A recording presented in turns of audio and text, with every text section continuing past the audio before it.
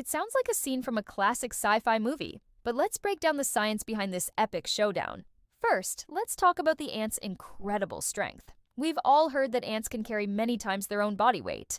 If we scale that up, a human-sized ant would be unbelievably powerful. Its exoskeleton, a natural suit of armor, would also be a huge advantage. This armor is made of a tough material called chitin, which would be incredibly difficult for a human to punch through. Imagine trying to fight someone wearing a full-body shield. Plus, ants have powerful mandibles, or jaws, that are designed for cutting and crushing. On a human-sized scale, these would be like a pair of giant, deadly shears. So, it seems like the ant has this in the bag, right? Well, not so fast. There's a big problem with simply scaling things up, and it's called the square-cube law.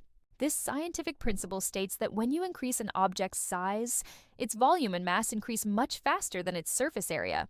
For our giant ant, this is a disaster.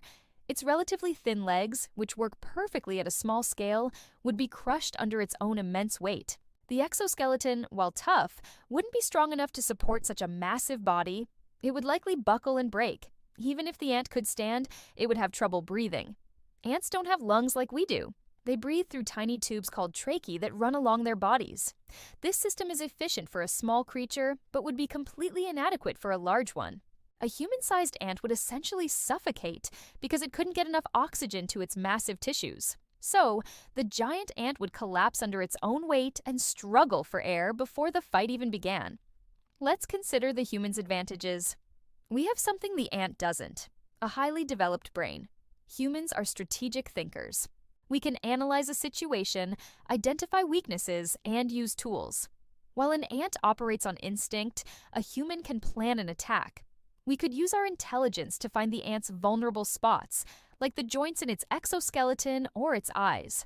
We're also incredibly adaptable and have amazing endurance, thanks to our efficient cardiovascular system.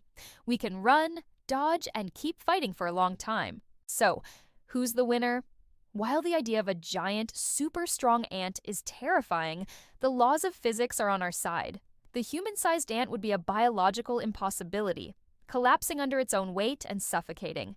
The human, with our intelligence, endurance, and ability to use tools, would just have to wait it out. It's a clear victory for humanity. Our brains and our biology are our greatest weapons.